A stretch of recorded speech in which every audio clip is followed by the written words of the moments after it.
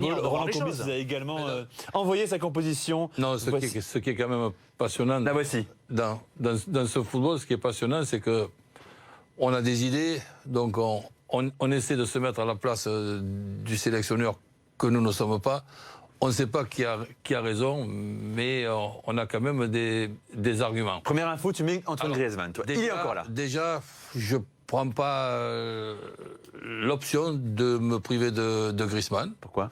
Mais tout simplement parce que c'est une obligation pour lui d'être bon contre l'Argentine. Ce n'est pas un souhait.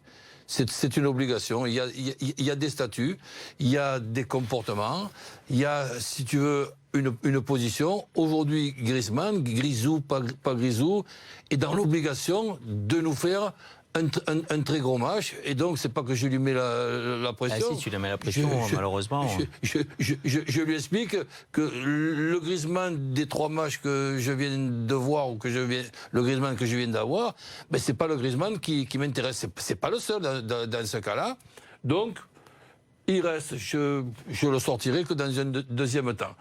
Sidibé, pourquoi Sidibé? Parce que je veux bien mettre au moins un offensif sur les deux latéraux. Et pourquoi Fekir ici? C'est peut-être Manu après qui a la bonne solution. Moi je donne la mienne avec l'argument. Oui. Je mets Djibril, si c'est dans les mêmes dispositions, Sidibé dans les mêmes dispositions qu'à Monaco, avec un gaucher devant lui qui va rentrer et qui va lui ouvrir le couloir. Oui. Mbappé. Bon, non, point de vue défensif, ça risque d'être quand même compliqué parce que Fekir ne défend pas et Sidibé, s'il monte, qui va reprendre sa place. Alors Kolo Kanté, heureusement qu'il joue de leur côté, qui va pouvoir faire le tampon entre les deux, ça va être intéressant. Mais il faut faire quand même attention sur le couloir. Quoi. Justement, mais dans ta formule, à la place de Fekir, tu as Mbappé, tu penses qu'il défend plus que... Oui, mais Fekir? tu as un défenseur un peu plus défensif, Pavard, que Sidibé. Tu trouves que c'est un risque? Ce côté droit est un risque pour toi? Moi, je trouve, mais bon, après... Ensuite, Mbappé côté gauche ou dans l'axe, parce qu'ils peuvent permuter avec Griezmann. Le côté droit de l'Argentine ne me paraît pas quand même être très costaud. Et je m'imagine Mbappé être un des joueurs qui pose de gros problèmes pour ne pas dire, sans imaginer, un des tueurs de cette équipe d'Argentine. Ensuite, Giroud, c'est une différence avec Mbappé. On le trouve dans les pieds. Mbappé, on le trouve en profondeur. Faut-il encore qu'on ait les joueurs pour les faire? C'est pas en profondeur sur les bons appels d'Mbappé. Et Fekir en est capable. Alors, je n'ai jamais dit que Fekir allait jouer 94 minutes, voire 120 s'il y a les prolongations.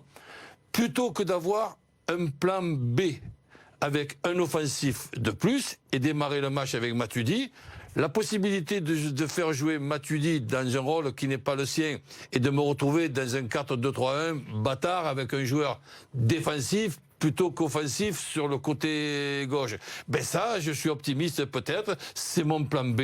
Une fois que je mène contre les Argentins, je termine dans ce qui était le plan A contre le Pérou. Et donc là, Matuidi va nous servir en fin de match. Umtiti, je le maintiens, ça se joue à 51, mais je rejoins Manu aussi. Mais on ne peut pas maintenant faire de Kipembe un titulaire à part entière. Mais par contre, l'avoir vu un peu plus dans les matchs de préparation et qu'il ait pu se jouer la place avec Umtiti, je préfère moi légèrement Kipembe que Umtiti, mais ça se joue à... Tu le mets parce que voilà, il n'y a pas grand-chose. Je le mets parce qu'il a toujours été là depuis 3 matchs et je ne vais pas lui faire perdre sa place. Alors il n'était pas là contre le Danemark, Umtiti. C'est bien Varane.